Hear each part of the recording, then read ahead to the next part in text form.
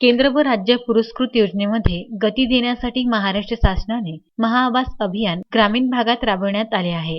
28 November 2020 ते 5 जून 2021 या कालावधीसाठी राज्यभरात विविध निकषानुसार जिल्हा आणि तालुक्याचे मूल्यमापन करण्यात आले।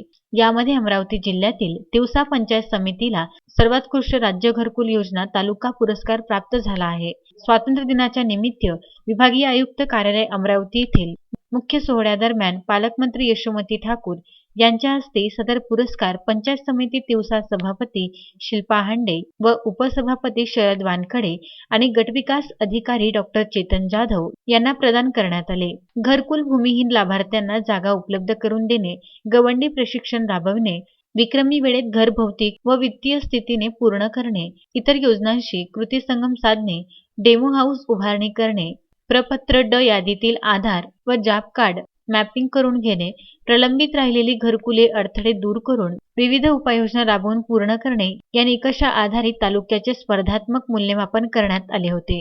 प्रधानमंत्री आवास योजनेसह शासनाच्या रमाई आवास योजना, शबरी आवास योजना व पारधी आवास योजना या सामाजिक दृष्ट्या कमकुवत घटकांसाठी राबविण्यात येतात।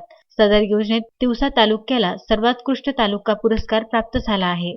कोरोना महामारी काळ असताना देखील विविध नाविन्यपूर्ण उपक्रम राबवून तिवसा तालुक्यात गटविकास अधिकारी डॉक्टर चेतन जाधव यांच्या मार्गदर्शनात घरकुल विभागातील सर्व कर्मचाऱ्यांनी सर्व ग्रामपंचायत सचिवांचे सहकार्याने चांगली कामगिरी केली। विशेष म्हणजे पालकमंत्री यशोमती ठाकूर यांनी भूमिहीनांना जागा उपलब्ध करण्यासाठी विशेष प्रयत्न देखील केले होते। यावेळी माझ्या मतदारसंघातील वंचित समाज घटकांचं हक्काचं घर उपलब्ध करून दिल्याबद्दल कौतुकाची थाप ही पालकमंत्री यशोमती ठाकूर यांनी दिली।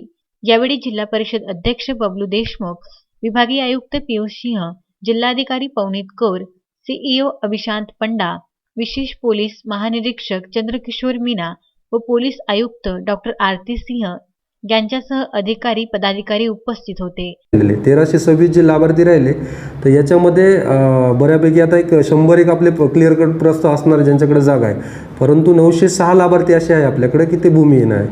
तर याचं नियोजन आपण चांगल्या पद्धतीने केलेलं आहे। याच्यामध्ये आपल्याला महसूल विभाग असेल, भूमी अभिलेख विभाग असेल किंवा सब रजिस्ट्रार असतील यांच्यामार्फत आपण 296 लोकांचं बक्षीसपत्र रक्ताच्या नात्यातील। अनिकेत ठाकरे, विदर्भ न्यूज, अमरावती।